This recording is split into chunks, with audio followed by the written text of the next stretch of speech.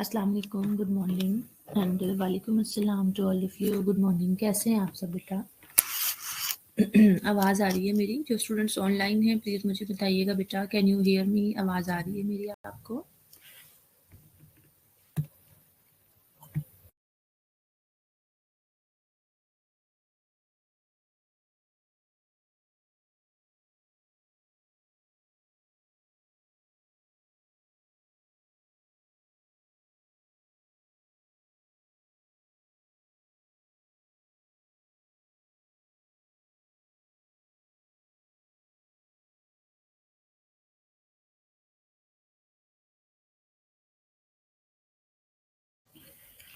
Okay जी, I have just 7 students. Communicate करें बाकी स्टूडेंट्स को भी और हम 5 मिनट्स वेट कर लेते हैं स्टूडेंट्स का, then we will start our lecture.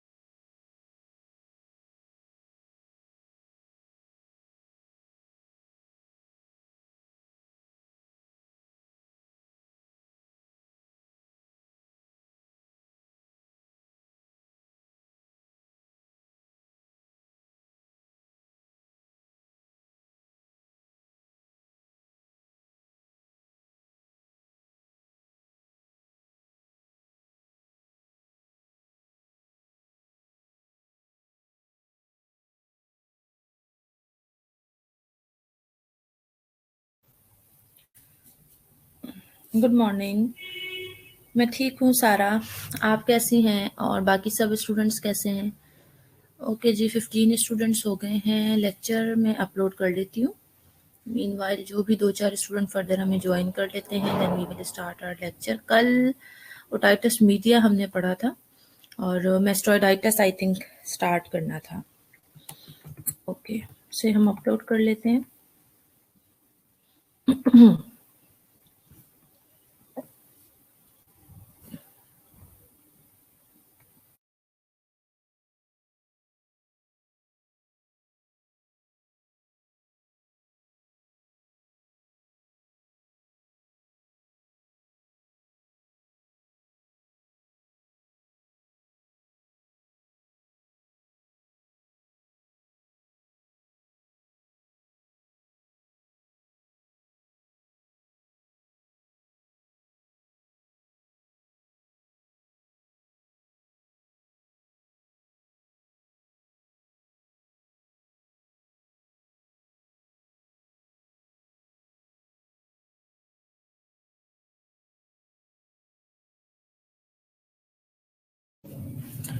जी जनाब, ओटाइटिस मीडिया हमने पढ़ लिया था। मिडल ईयर का इन्फेक्शन है।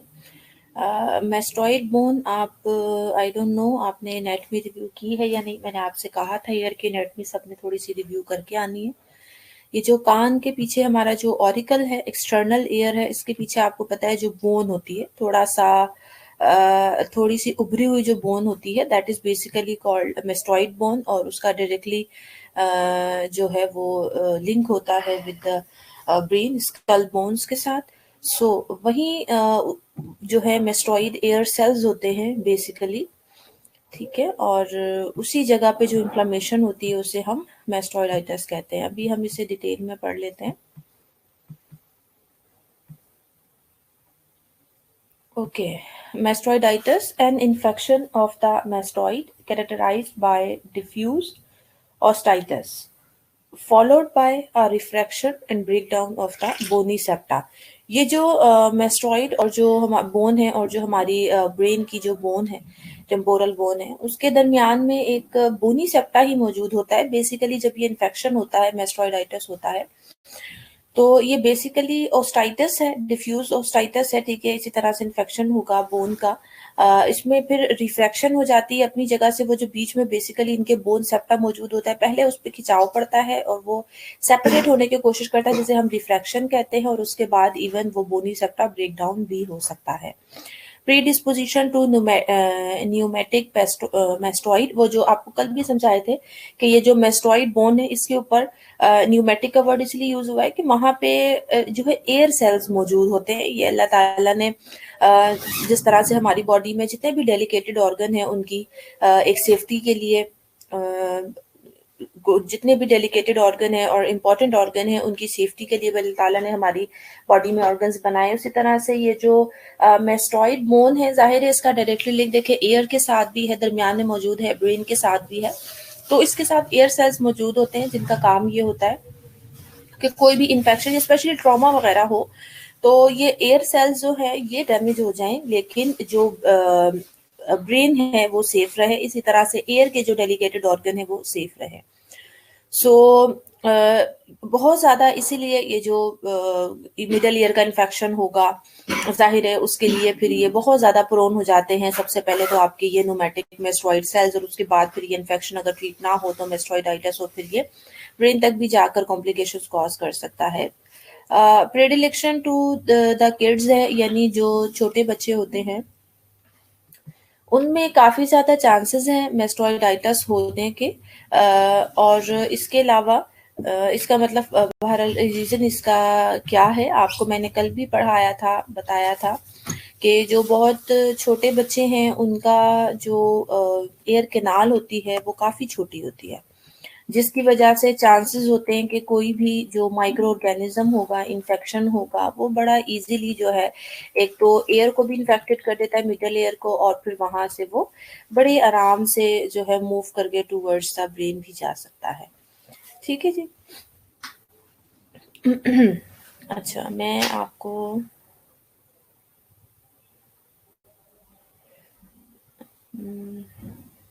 हाँ, ठीक है। प्रेडिक्शन का मतलब भी सिंपल यही होता है कि प्रेफरेंसेस, यानी ज़्यादातर बच्चों में चांसेस होते हैं मेस्टोइडाइटिस होने के। इन बच्चों में बड़ी आसानी से मेस्टोइडाइटिस हो जाता है। जब मेस्टोइड है, it is mature at age of 4 year old, यानी 4 साल से जब बच्चे की एज तकरीबन 4 साल हो जाती है, उस टाइम ये जो मेस्टोइड होता है ये मैच्योर हो जाता है।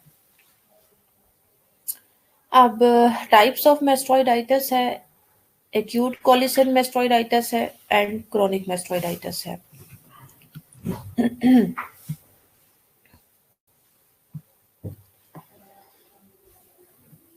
Acute colisant mastoiditis, also called acute mastoiditis osteitis. Osteitis basically bone के inflammation को, infection को कहते हैं. It is defined by the acute form of destruction of the thin bony septa between mastoid air cells.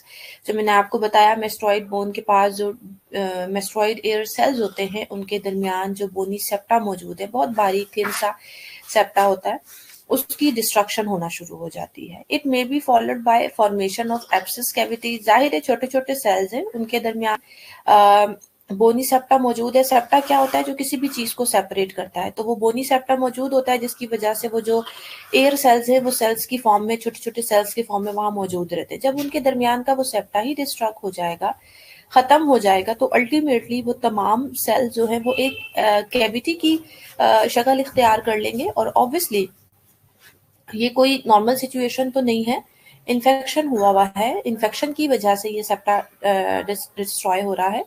तो क्या होता है कि वो कैविटीज तो बनती हैं, बट वो एब्सिस बनना शुरू हो जाते हैं, यानी उसके अंदर पस फॉर्मेशन और पस की अक्यूमुलेशन स्टार्ट हो जाती है एंड द डिसिपेशन ऑफ पस इनटू एडजेसेंट एरियाज। फिर उसके बाद वहां से वो इन्फेक्टेड पस जो है आसपास के जितने भी एडजेसेंट एरियाज हैं उनमें भी मूव करके जाना शुरू हो जाती है।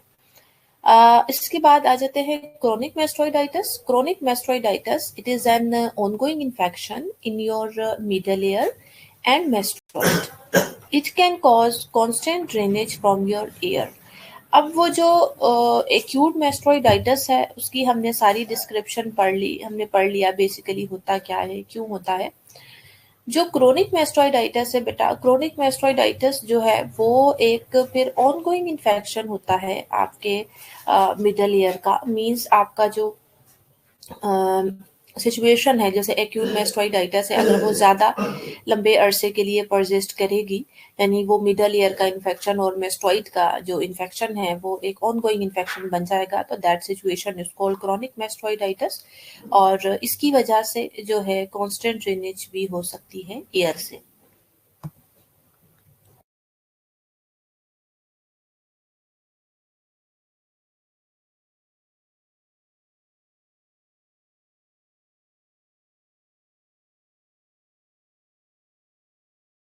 ठीक है जी, इसकी वजह से कान से जो है मुसलसल ड्रेनेज होती रहेगी। अच्छा, एक्यूट मेस्टोइडाइटिस के जो कॉजेज है वो बेटे रिडक्शन ऑफ इम्यून सिस्टम है। जैसा आपको मैंने पहले बताया कि बच्चों में काफी ज्यादा चांसेस होते हैं इसके, उनका इम्यूनिटी इतनी अच्छी नहीं होती। किसी भी वजह से आपकी अगर इम्यूनिटी लो हो गई है, strong bacteria such as type 3 pneumococcus, haemolytic streptococcus, यानी बैक्टीरियल इन्फेक्शन है। इसके अलावा अगर ऑब्स्ट्रक्शन हुई हुई है और इफेक्टिव ड्रेनेज नहीं हो पा रही, कान में कोई पस है, फ्लूइड है, मैंने आपको जैसे कल पढ़ाया था ओटाइटिस मीडिया में, अगर इस तरह से ड्रेनेज नहीं हो पाएगी तो ऑब्वियसली वो फिर मेस्टोइडाइटिस ही कॉज करेगा।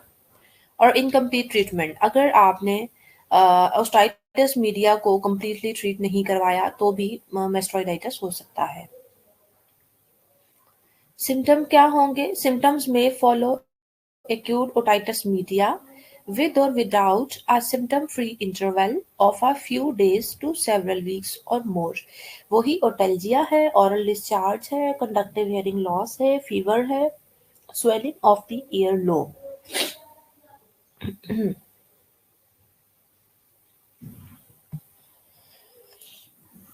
फिजिकल फाइंडिंग्स अगर हम देखें तो फीवर होगा पेशेंट को from a slight elevation to 39 degrees.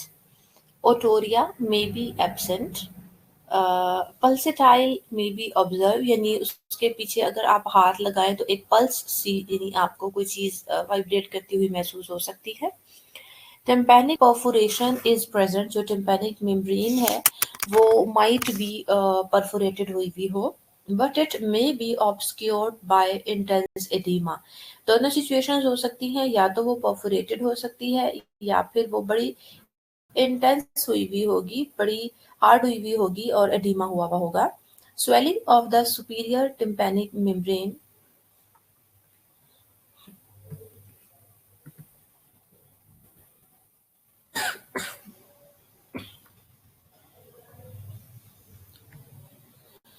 Swelling of the superior tympanic membrane, यानी जो टिम्पैनिक मेम्ब्रेन को अगर हम देखें तो उसकी जो सुपीरियर साइड है वहां पे हमें स्वेलिंग नजर आएगी।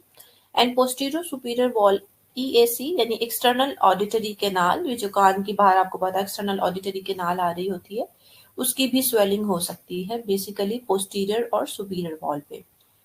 पोस्ट ऑरिकल एरिया यानी ये जो बाहर की तरफ हमारा कान नजर आ रहा होता है, इसके पीछे अगर आप देखेंगे तो एरिथीमा यानी रेडनेस होगी स्किन पर, टेंडरनेस होगी, ठीक है, पिटिंग एडिमा होगा, यानी इतनी ज्यादा स्वेलिंग हो जाएगी, इतना ज्यादा एडिमा हो जाएगा कि आप हाथ से उसे अगर प्रेस करेंगे फिंगर से तो वहां एक गड्ढा टाइप बन जाएगा।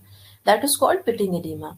Obliteration of the post auricle crease, obliteration का मतलब होता है डिस्ट्रक्शन, या यहाँ सिंपल मतलब होगा खत्म हो जाना। तो वो जो कान के पीछे आपको पता है ना एक क्रीज बन जाती है, एक नॉर्मली नेचुरली हमारी एक कान के साथ साथ एक क्रीज है, तो जाहिर है जब इतना ज्यादा एडिमा हो जाएगा तो वो क्रीज खत्म हो जाएगी।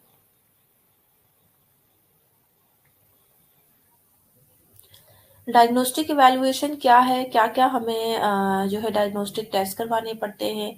सीटी स्कैन करवाना पड़ सकता है बेटा, क्यों? क्योंकि जाहिर है हमने पूरा वो जो मेस्टोइड बोन है उसको देखना है। एमआरआई करवाना पड़ सकता है, एक्सरे करवाना पड़ सकता है। इसके अलावा जी ब्लड टेस्ट होगा जिसमें हम कल्चर भी करवा सकते हैं, और फ्लूइड का कल्चर यानी कान से अगर कुछ ड्रेन हो रहा है हम उसका कल्चर करवा लेंगे, हेयरिंग टेस्ट करवा लेंगे, लंबर पंक्चर भी करवाया जा सकता है, क्योंकि जाहिर है आपको मैंने बताया कि ये सब ब्रेन के साथ इंटरकनेक्टेड है, और ब्रेन फिर स्पाइनल कॉर्ड के साथ, तो हम सीएसएफ को भी जरूरत पड़ने पर चेक कर सकते हैं।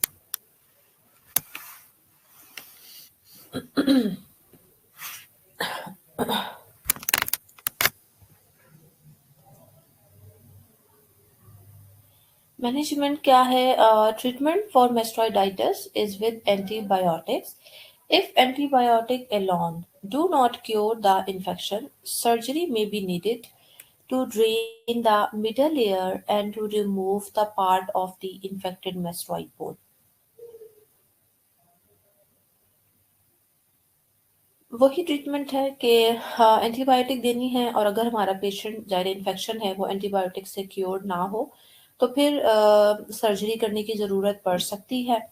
अगर मिडल लेयर कंटिन्यूसली जो है वो ड्रेन कर रहा है तो, और प्लस सॉरी अगर ड्रेन नहीं भी कर रहा, जैसे मैंने आपको दूसरी सिचुएशन बताई थी कि टिम्पैनिक मेम्ब्रेन के पीछे प्रेशर बहुत ज़्यादा है, तो फिर हम उसे ड्रेन करने के लिए सर्जरी करते हैं। और जो बोन है जाहिर है, तो बोन का जो इन्फेक्टेड पार्ट है उसे अगर हम रिमूव कर देंगे तो उसका हमें ये फ़ायदा होगा कि फर्दर जो इन्फेक्शन है वो स्प्रेड नहीं हो सकेगा। सो जो मेस्टोइड बोन का इन्फेक्टेड पार्ट होगा उसे हम रिमूव कर देंगे सर्जरी के थ्रू, क्योंकि फिर जाहिर है मैंने आपको बताया कि ये ब्रेन के साथ बिल्कुल लिंक्ड है, तो हम इतना रिस्क नहीं ले सकते। चांसेस होते हैं कि जो ब्रेन है उसकी इन्वॉल्वमेंट हो जाए, इसलिए wearing ear plugs while swimming or showering, and using over the counter pain relievers and fever reducer to reduce the pain, placing a warm compress on the ear.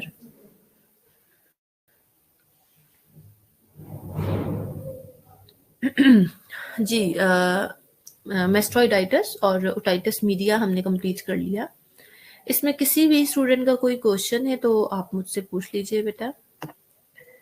मैं तब तक जो है कोई नेक्स्ट लेक्चर अपलोड कर लेती हूँ। आपका कोई क्वेश्चन है तो आप मुझसे पूछ लें।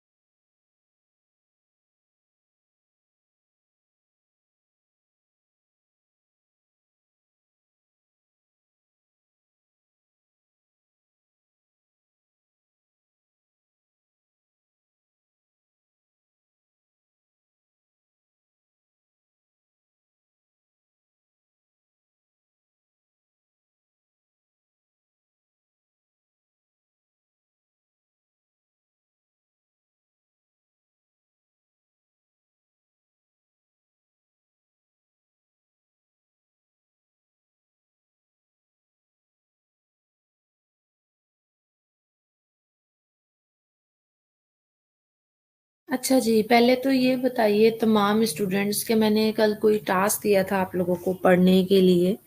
ट्राइजेमिनल न्यूरैल्जिया, माइग्रेन और हेडेक पेन से रिलेटेड जो डिसऑर्डर्स हैं सीएनएस के कंटेंट में आपके, तो किस किस ने उसको पढ़ना स्टार्ट किया? कुछ बुक खोल के देखी, कुछ देखा, पता करने की कोशिश की कि बेसिकली क्या है ये टॉपिक और क्या मैम ने पढ़ने को दिया है? जी, किस किस स्टूडेंट ने पढ़ा है बेटा? सबसे पहले मुझे ये बताइए किस किसने असाइनमेंट के ऊपर कुछ गौर व फिक्र किया?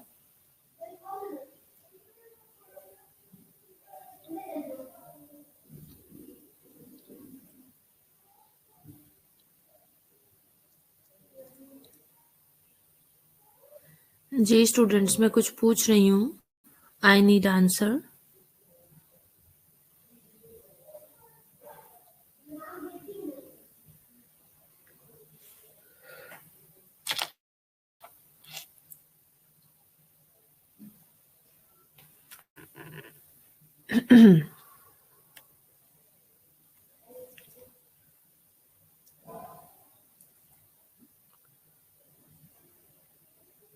किसी ने नहीं पढ़ा? जब भी कोई क्वेश्चन करो गायब कहाँ हो जाते हैं आप सब? कितनी बुरी बात है, मैं यहाँ बैठी हुई आपसे क्वेश्चन कर रही हूँ और कोई मुझे जवाब ही नहीं दे रहा। आपको प्रेजेंट करने को तो नहीं कह दिया मैंने आपसे सिर्फ ये पूछा है कि किसी स्टूडेंट ने वो टॉपिक बुक में देखे कहाँ मौजूद है, कुछ थोड़ा बहुत उसको पढ़ा, देखा, पढ़ने की कोशिश की।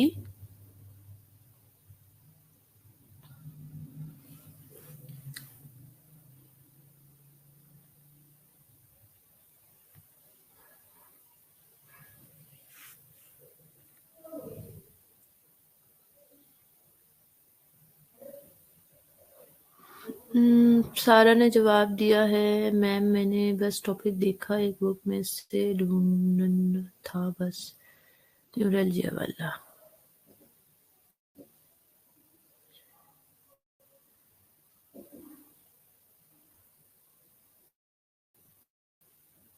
ओके, ठीक है। जिन स्टूडेंट्स ने पढ़ा नहीं अभी, बस बुक से ढूंढा था, ठीक है। जिन स्टूडेंट्स ने पढ़ा है या एटलीस्ट अपना जो है टॉपिक को आपने सर्च कर लिया है, तो ठीक है, गुड।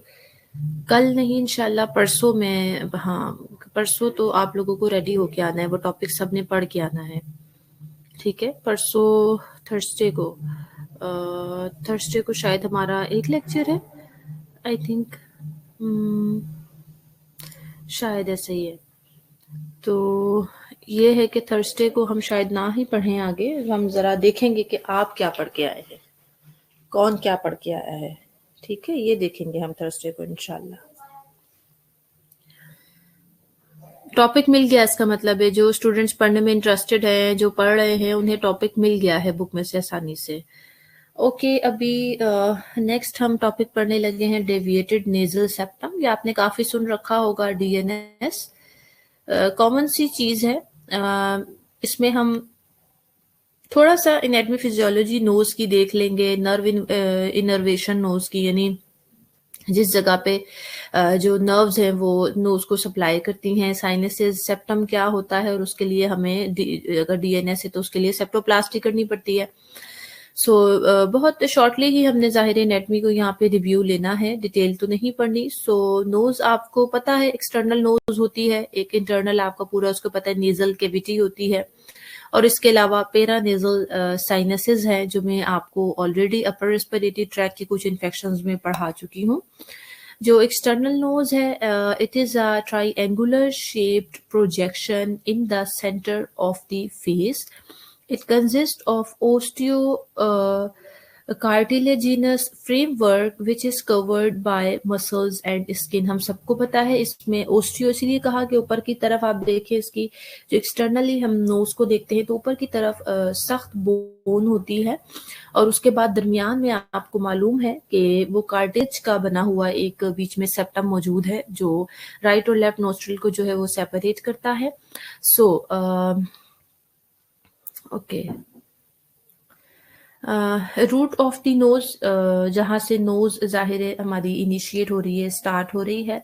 नेजल ब्रिज, ये जो एक ब्रिज बना होता है, यानी बेसिकली जो हमारी नोज की शेप को बना रहा होता है फ्रंट लाइन से।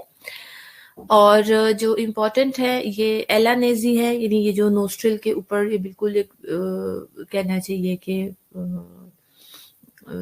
राइट लेफ्ट साइड पे जो नोस्ट्रल्स बने हुए होते हैं, और नेजल एपेक्स है, ये जो बिल्कुल टिप होती है नोज की, उसे कहा जाता है। इसके अलावा नेजल डॉर्सम है, एंड नेजोलेबियल फोल्ड है, एंड एंटीरियर नेरिस है, यानी नोस्ट्रल्स है। ठीक है जी, ये बेसिकली एक्सटर्नल नोज को अगर हम देखें उसके जो लैंडमार्क्स है वो है। ओके जी, फ्रेमवर्क, बोनी फ्रेमवर्क, जो मैंने आपको पहले बताया कि नेजल बोन, ये वाला पोर्शन बोनी होता है, ठीक है। इसके दरमियान में ये जो होता है ये बेटा कार्टिलेजियस होता है बेसिकली ना। और यहाँ पर देखें ये फ्रंटल प्रोसेस मौजूद है ऑफ द मैग्जिला, क्योंकि फेस जाहिर है हमारी जो फेशियल बोन्स हैं वो ब्रेन के साथ लिंक्ड है। और पेरिफॉर्म अपर्चर, जिसे कहा, आप सबको पता है पेरिफॉर्म प्लेट होती है, जिस तरह से ये पेरिफॉर्म अपर्चर है जो नोज का। ओके, डेंजर ट्राइंगल किसे कहा जाता है फेस का? Danger triangle, due to the special nature of the blood supply to the human nose and its surrounding area, it is possible for retrograde infections from the nasal area to spread to the brain. मतलब इस area को, ये जो आपको मैंने triangle बना के दिखाया हुआ है, इसे बेसिकली डेंजर ट्राइंगल कहा जाता है ऑफ द फेस। यहाँ पे कुछ स्पेसिफिक किस्म की ज़ाहिर है काफ़ी अच्छी ब्लड सप्लाई होती है। ब्लड सप्लाई की नेचर कुछ इस किस्म की होती है कि रिट्रोग्रेड इन्फेक्शन होने के चांसेस होते हैं। रिट्रोग्रेड का मतलब होता है पलट के वापस जाना, जैसे बैक साइड का वर्ड आप यूज़ कर सकते हैं। सो बेसिकली यहाँ पे इस तरह से ब्लड सप्लाई हो रही होती है ह्यूमन नोज को, उसके सराउंडिंग एरियाज को, कि पॉसिबल होता है कि जो कोई भी इन्फेक्शन होगा वो ब्रेन को इन्फेक्टेड कर सकता है। For this reason the area from the corners of the mouth to the region between the eyes including the nose and maxilla, it is known to doctors as the danger triangle of the face.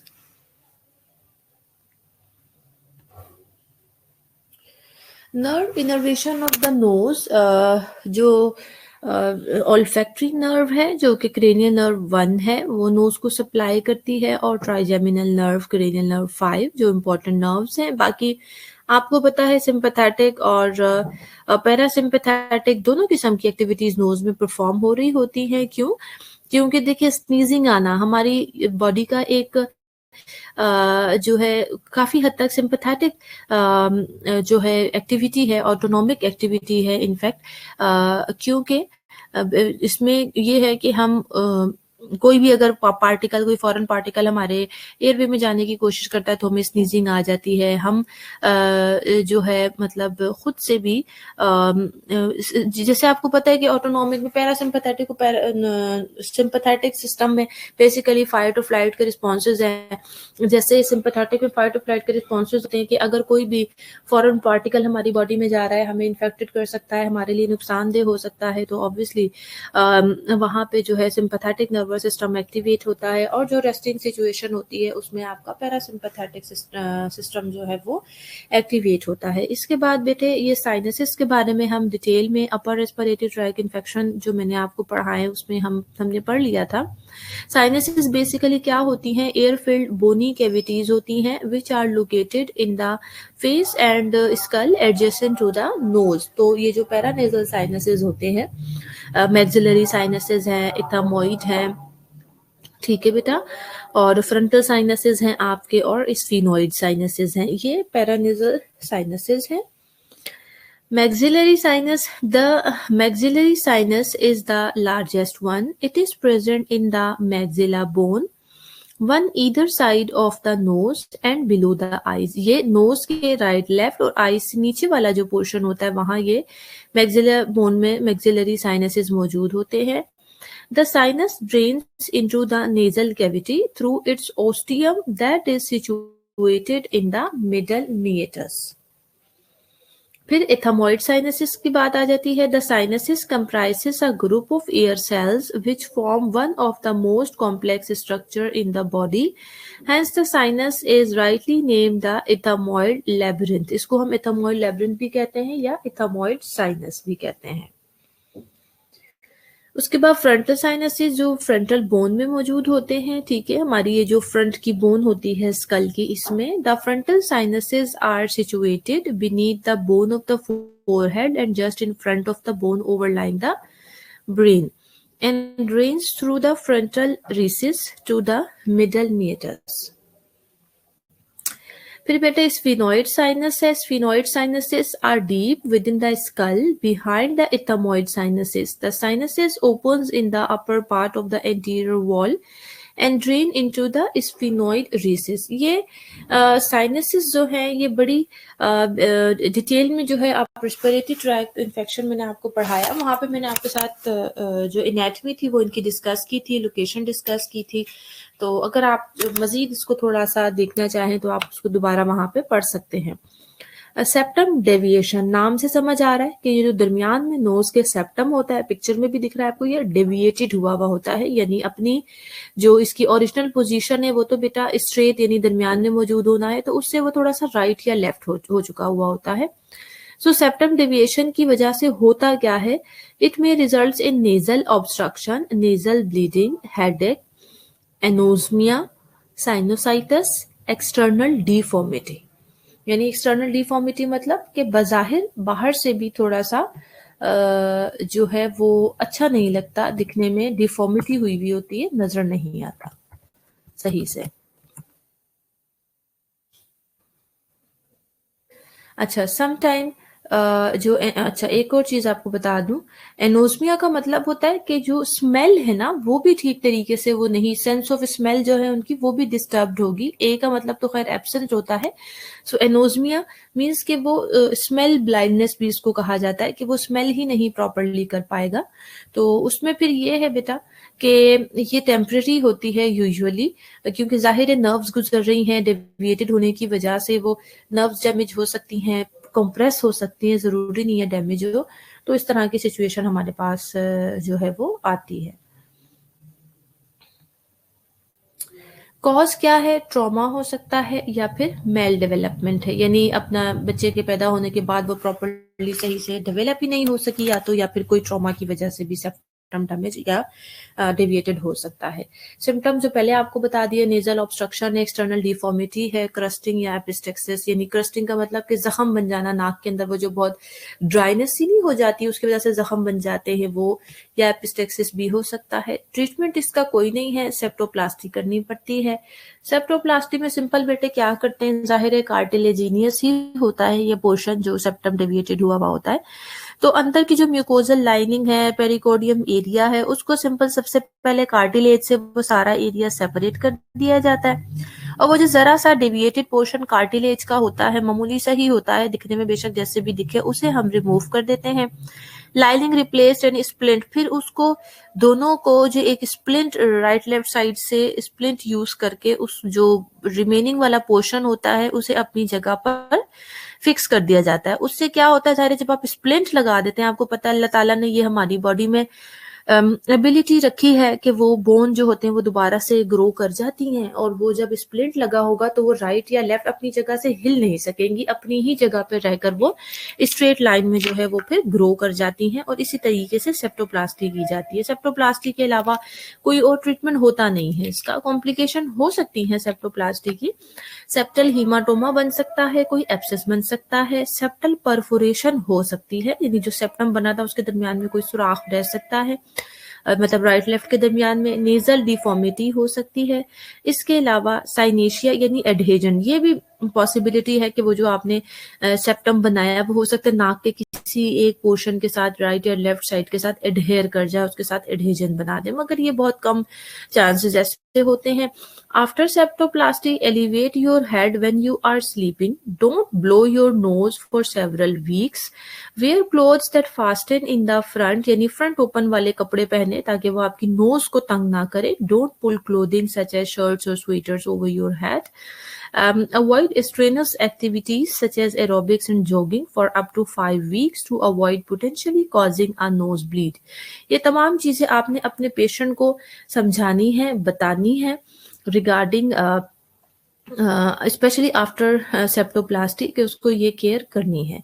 कोई question है यहाँ तक आप तो मुझसे पूछ लीजिए, और अटेंडेंस का भी टाइम हो गया, इनफैक्ट 10 मिनट है हमारे पास, तो तमाम स्टूडेंट जो है कोई भी क्वेश्चन है जो टॉपिक हमने पढ़ा उससे रिलेटेड वो पूछ लें बेटा, और अटेंडेंस मार्क करवा लें।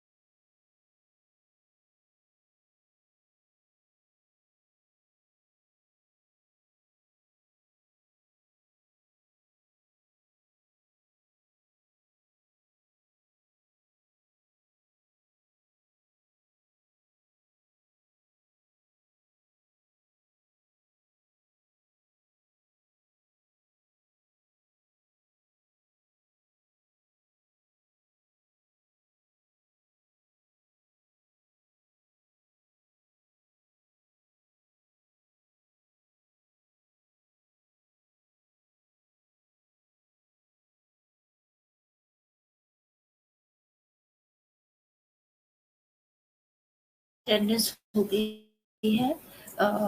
अभी हम फिर नेक्स्ट क्लास में जो है नेक्स्ट अपना कोई टॉपिक कंटिन्यू करते हैं। ठीक है जी।